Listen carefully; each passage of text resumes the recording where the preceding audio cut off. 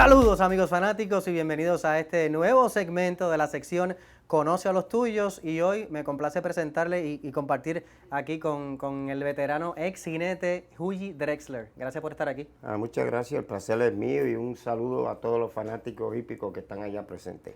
Hughie, es Hughie, ¿verdad que se dice? Sí, correcto. Estuve revisando y gracias al amigo Héctor Coto, que es el que se encarga de compilar los datos y eso, encontré que me pareció curioso que es Hughie López de la Victoria.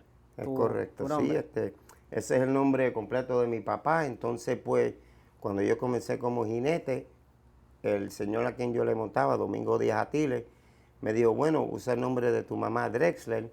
Primero que nada es más corto para el programa, López de Victoria es bastante largo. Y además, si te vas a los Estados Unidos, pues el nombre de Drexler, pues a lo mejor te convenga. Y así me quedé. Qué bien. Pero háblame un poquito de cómo es que entras a la hípica, quién es el que te motiva, fue tu mamá, fue tu papá, ¿cómo es que entras a la hípica? Bueno, cuando yo me gradué de la escuela superior, yo era un chamaco pequeño, estaba un poco liviano. Y entonces, pues, vivía ahí en Canóvana y tenía unos caballitos. Okay. Y yo me iba los domingos para la playa y cruzábamos el Ancón nadando a caballo. Y por allá echaba carrera con todos los chamacos y los cuatreros y todo el que había. Entonces, pues, se me pegó la fiebre. Okay. Entonces, pues, yo tenía un caballito bastante ligero y me los ganaba casi todos ellos. Entonces me decían, pues, ¿por qué no te metes a jockey? Entonces mi papá quería que yo estudiara para veterinario. Okay. Entonces, pues, era una idea que tenía, pero que me gustaba más la acción. Entonces, pues, me introducí a la escuela de jinete. Entonces, pues, con el señor Ramón Cornejo, que era el instructor. Entonces empecé como mozo de cuadra, yo empecé de abajo para arriba, era paseador, jaulero, yo hice de todo. Entonces, pues, a una temprana edad, pues, empecé a montar y a galopar y tenía buena posición y buen estilo. Y me aconsejaron muchos jinetes que eran profesionales de la vieja guardia, como Rey de la Cruz, estaba Lucho Salinas, Rubén Colón, Carmelo Hernández, Juan Cintrón, Ulloa, Mendoza, todos los duros, tú sabes. Entonces, pues, cada uno de ellos me daba una opinión, cómo poner los pies, agarrar las riendas. Y yo, lo mejor que yo tenía era que yo le escuchaba a todo el mundo y cogía sus consejos. Si eran buenos, los tomaba. Si no, pues no los tomaba, ¿ves? Pero toda esa gente, como le había dicho, todos me ayudaron en mis comienzos como jinete. Y muchos entrenadores también, por supuesto. Me gustaría así abundar un poquito acerca de eso, porque esos jinetes que mencionaste, y esos son los de aquí nada más, porque fuera de Puerto Rico también montaste con otros jinetes de un calibre bastante alto. Pero quiero preguntarte, en el caso de cuando se te presenta la oportunidad de venir a la escuela, tú dices, pues sí lo voy a hacer, y te gustó inmediatamente, dijiste, me va a salir. Me gustó, ¿sabes qué? Que yo en la escuela, por cierto, yo tuve una reunión escolar de los 44 años de la clase graduanda del Liceo Interamericano de Castro. Y nos juntamos aquí la semana pasada. Wow. Tenían una directiva ahí en el Gaucho, allá en la Roosevelt, y yo había visto gente que no he visto en 44, hasta 50 años que no había visto. Entonces, pues, decidí, bueno, pues, comenzar en la escuela de jinetes, y son gente que me aconsejaron y me ayudaron, y pues, hicieron lo que yo soy hoy. Qué bien, qué bien. Pero tú eres puertorriqueño, ¿verdad? Sí, claro. Seguro que sí, sí. ¿Naciste aquí en Puerto Rico? Nací en Chicago, pero mi mamá es americana. Y yo vine aquí a una temprana edad y yo tengo la mancha del plátano en la frente. O sea que me encanta el campo y me encanta la gente aquí. Unos recibimientos más calurosos cada vez que yo me encuentro con gente de mi pasado, que es increíble. Tú sabes que estoy, como quien dice, volviendo a vivir mi infancia. Gente, como te dije, de la escuela que conocí, ahora cuando regresé, gente que no había visto por muchos años, gente que me han ayudado, especialmente gente en el campo, familiares, tíos, primos, sobrinos. Ha sido un recibimiento increíble. Y cuando yo regrese a Arizona, pues yo tengo 62 años, me voy a sentir que viví mi vida doble otra vez, porque me están recordando de muchas cosas bonitas. Qué bien, qué bien. Y hablando de recordar, vamos entonces, empezaste en el 1979 en Puerto Rico, sí, egresado a la Escuela Vocacional Hípica. En el 80, según buscamos en los récords, terminas como jinete líder, ¿verdad? Es correcto, sí. Y entonces, ¿en qué momento tú decidiste, porque te estaba yendo bien aquí? Sí. ¿En qué momento tú decides y por qué decides entonces salir de Puerto Rico? Bueno, tenía más oportunidades. En otras palabras, conozco muy bien al señor Tony Matos, que para ese tiempo él tenía la Pincay. Entonces yo me fui con el hermano del difunto Carlos Girán Márquez, que en paz descanse. El hermano de él se llama Rafael Márquez, fue mi agente en el hipódromo de Suffolk Down. Okay. Entonces, pues como todos, muchos jinetes que han empezado aquí en Puerto Rico, pues se van a los Estados Unidos a buscar nuevos horizontes. Hay más oportunidades, ya ve como los jinetes, los hermanos Ortiz, John Velázquez y muchos. Y es una cosa que en Puerto Rico hay tremendos jinetes y hay veces que se van afuera y no agarran la oportunidad que tuvieron esos otros muchachos, porque antes decían que Panamá era la cuna de los mejores jinetes del mundo, ahora es Puerto Rico. Ahora es Puerto Rico. Pero fíjate, sí, yo estuve viendo un libro que tú guardas y que tienes tus fotos y reportajes y eso. Y la realidad es que, por lo menos las fotos que salen ahí, la silla que tú tenías estaba... Porque yo te confieso, sí, yo nunca te vi montando. Sí, o sea, sí. No, y la foto que vi me impresionó. Dije, contra, este hombre tenía una silla espectacular. Me metía bien en la silla. Bueno, yo creo que a lo mejor tú no habías nacido para esos tiempos. Yo nací en el 77, tú empezaste en el 79. Pues tenía 2 años, pero a lo mejor no te podía ver las carreras. Pero la cosa fue que, como le había dicho, yo escuchaba mucha gente. Entonces yo monté con Shoemaker, Pincay. En los Estados Unidos tuve la dicha de montar, yo digo, con los mejores jinetes del mundo. Sí. Porque para esa época estaba McCarron, entonces monté en Nueva York, estaba Cordero, Velázquez, entonces Eddie Maple. Jorge Velázquez, ¿verdad?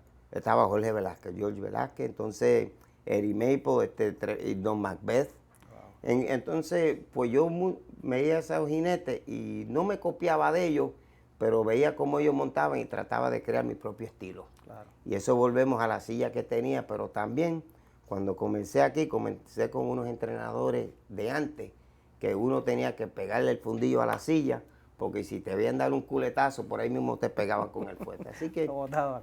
Y todavía tengo buenas rodillas que no me cansaba. Me metí en la silla desde que digan go y hasta que no pasara la meta no me levantaba. O sea que la condición estaba todo el tiempo. Y como te había dicho que habían veces que llevaba 3 y 4 meses sin montar y daba una yogueadita por ahí sencilla, rebajar un par de libras. Y llegué a correr aquí varias veces con Wilfredo Benítez. Entonces, el boxeador, corríamos para rebajar y él tiraba puños al aire entrenando y eso, sí. En otras palabras, llegué con la carrera de jinete a compartir con muchísima gente buena y famosa. ¿Y cómo fue esa experiencia, Huy, de montar con ese tipo de jinetes que ahora pues, los catalogan mucho como los mejores de la historia, uno de los mejores de la historia? Con Shoemaker, con la Pincay, ¿cómo era eso? Bueno, la cosa es que esos jinetes tienen pura clase. Y ayer cuando yo monté con ellos, todo el mundo se cuida el uno al otro. Yo he montado en hipódromo que hay jinetes que son bravos, que te pillan, que te intimidan, que quieren llevarte para afuera o para adentro, pero allí se monta con una clase, por eso es ellos que están ahí. Claro. Por ellos demuestran su clase en la pista y fuera del hipódromo. Y montaste, además de montar en Puerto Rico, montaste en Estados Unidos también, pero montaste fuera de Estados Unidos también. Háblame de eso. Ave María, eso fue tremenda oportunidad y una experiencia increíble. Monté un hipódromo que se llama Macao Jockey Club, y ese hipódromo está en una islita pequeña al sur en la China, como a 60 millas de Hong Kong. Wow. Y es como Las Vegas. Allí se juega, están los casinos más grandes del mundo. Si tú pones a buscarte en Google Macao, ahí te sale todos los casinos que hay en Las Vegas, pero son el doble y triple de tamaño. ¿Y cómo surge esa oportunidad? ¿Por qué vas para allá? Bueno, yo era amigo de un jinete que se llama José Corrales, un panameño, y monté con él muchos años, él se hizo entrenador. Y después que entrenó, pues tuve la oportunidad de montarle sus caballos. Y siempre establecimos una tremenda amistad. Entonces, cuando él se fue para Macao, le habían preguntado si había oportunidad de traer a otro jinete de los Estados Unidos para allá. Y él me escogió a mí, el cual estoy muy agradecido. Y tuve unas oportunidades increíbles y vi cosas y participé y monté con unos jinetes. Bueno, como te estaba diciendo antes, un día llego después de una carrera y habían 14 jinetes en el cuarto jinete. Y había una objeción y habían 14 lenguajes de todos los jinetes de Francia, de Brasil, del Ecuador, de todas partes, Alemania. Entonces, y no se entendían de lo que nadie decía. Pero una cosa, el idioma americano, en el inglés, mucha gente lo conoce, aunque no saben todos los significados de las palabras, pero entonces si uno habla inglés, pues ellos escuchan un poquito, Claro. pero los brasileños y los que venían de Francia nadie entendía, pero era un relajo. Pero Eso fue una experiencia. ¿Y tuviste mucho tiempo allá en Macao? Tuve año y medio. Ah, sí, de verdad. Tuve año y medio y allá se corre al revés. Claro. Se corre antes de llegar al Sí, como cuarto las de milla. manecillas del reloj, ¿verdad? Sí, al revés del reloj, sí. Antes de llegar al cuarto de milla hay un lomito. Entonces uno tiene que acoplarse a la pista porque si tú empiezas a montar temprano se te cansa el caballo. Tienes que esperar que cambie de mano y velar dónde tú estás. Y también te voy a decir que la valla no está derechita, que está media curviada también por los golpes que si tú te metes adentro y miras derechito, la valla se sale afuera, que hay que defenderse un poco. Pero que se monta ya antes de llegar al cuarto de milla, un lomito, y de ahí para abajo es que uno empieza a montar. Y además de la diferencia quizás en la comunicación, ¿verdad? Porque muchos jinetes, como dijiste, pues hablan diferentes idiomas. Sí. Este truquito ¿qué otras diferencias encontraste entre el hipismo del occidente contra el de oriente? Bueno, la forma de entrenar.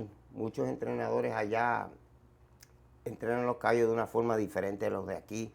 Ellos creen que el caballo se deja correr a lo máximo 2 y 3 vueltas para la resistencia, pero no siempre ese es el caso. Uno tiene que entrenar ciertos caballos de acuerdo a ellos les gusta que los entrenen, porque un caballo de velocidad no le va a dar 3 vueltas porque se te va a cansar. Entonces ellos tienen diferentes formas de entrenar, los aperos, el equipo que usan. Entonces las medicinas también, eso es otro caso que usan, que es diferente. Bueno, todo yo me di cuenta que todo allá era al revés a lo que se hace aquí.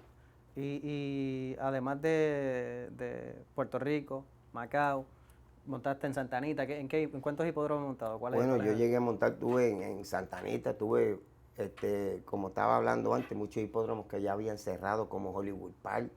Entonces llegué a montar en Suffolk Down, que ya no está, monté en Rockingham Park, que tampoco está Calder, Atlantic City, Garden State.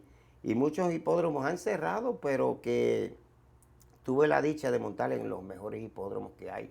Saratoga, una historia que te puedo decir, yo estuve allí poco tiempo, pero un fotógrafo me sacó una foto en el paddock y en esa foto la pusieron en una tarjeta en el gift shop. Okay. Y 10 años después yo llegué y miré esa foto, era una postal. Compré como 100 postales yo y no sabía que esa foto existía, ¿no? Entonces, pues, eso fue un gran placer mío porque para ese tiempo estaba Junior, Cordero, estaban los mejores jinetes del mundo. Y a lo mejor que soy fotogénico, quién sabe, pero que esa foto, y yo ni creía que era yo porque habían pasado 10 años. Y entonces, un caballo que monté era Gilberto Puente de Muri Garen. Tuve la dicha de montarle muchos caballos a Lázaro Barrera, unos cuantos entrenadores del Salón de la Fama.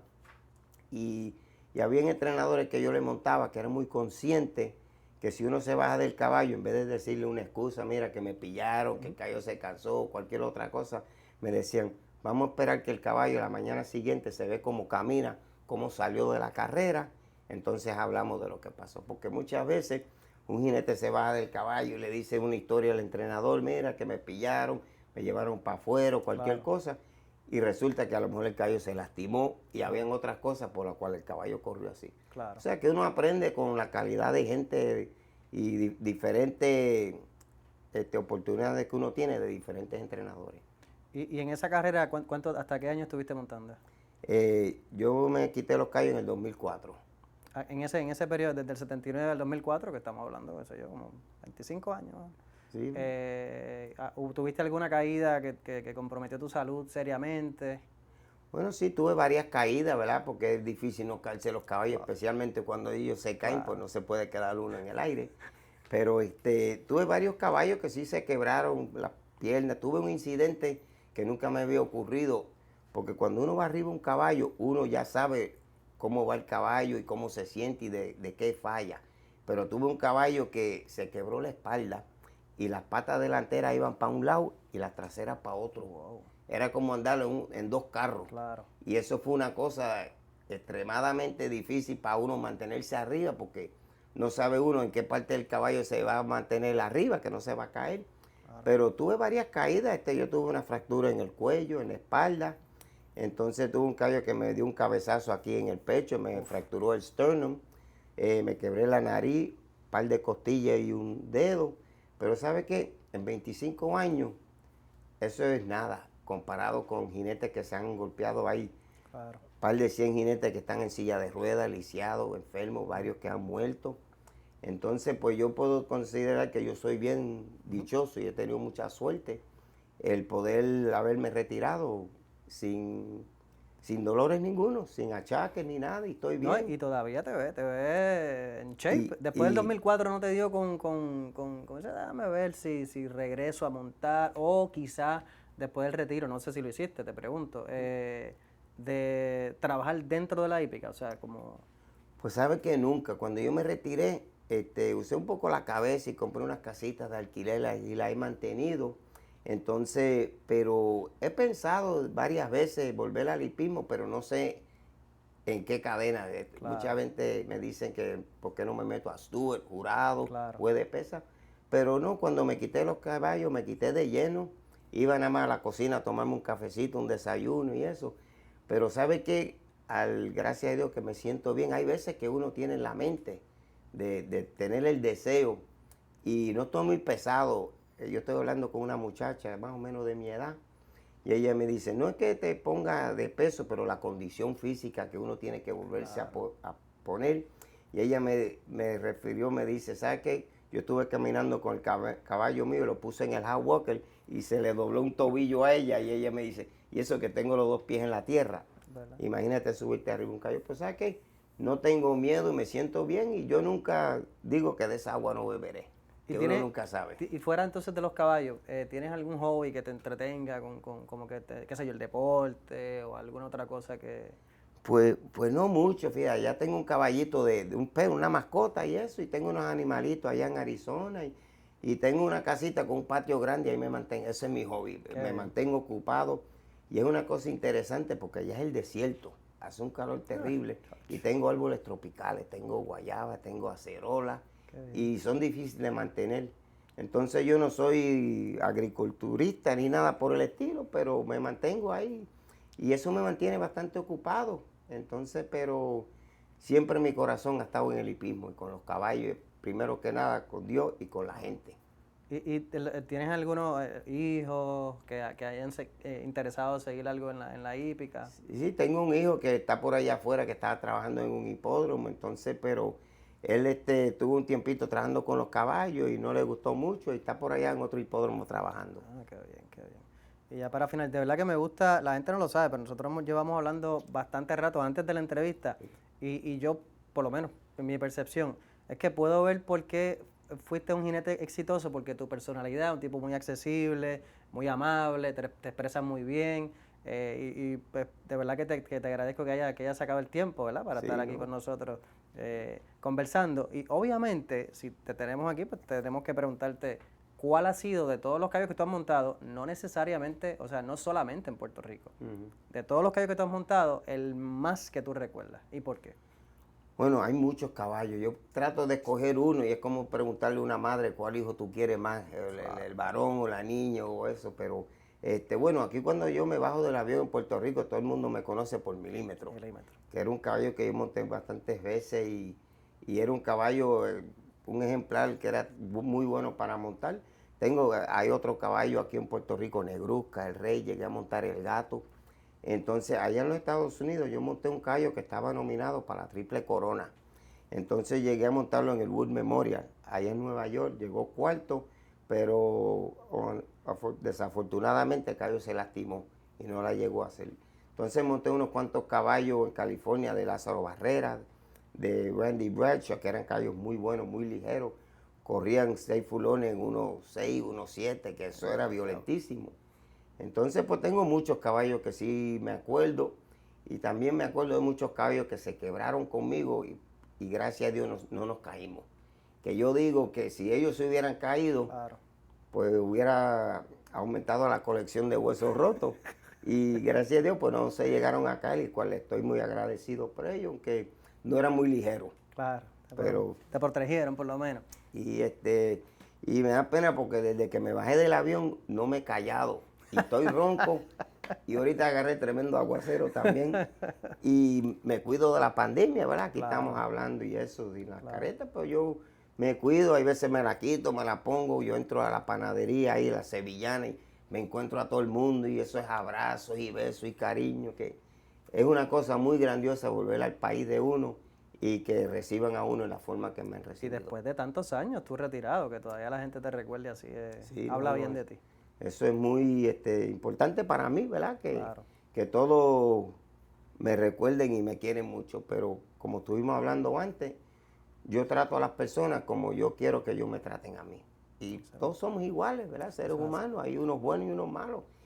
Y yo trato de mantener siempre una actitud positiva y tener toda la gente buena alrededor mío, porque hay mucha gente indeseable en este mundo, gente envidiosa, gente que no le desean bien a uno, pero eso uno lo echa para un lado, y por eso me he mantenido con la actitud positiva que tengo, ¿no? De show. Me parece que es excelente para cerrar, Luigi. Ha sido un placer inmenso para mí conocerte y te agradezco que hayas estado aquí con nosotros. Seguro, el placer es mío y te deseo muchos años de éxito y estás haciendo tremendo trabajo con el programa y te deseo la mejor suerte del mundo a ti y a todos tus compañeros de trabajo. Gracias, Luigi.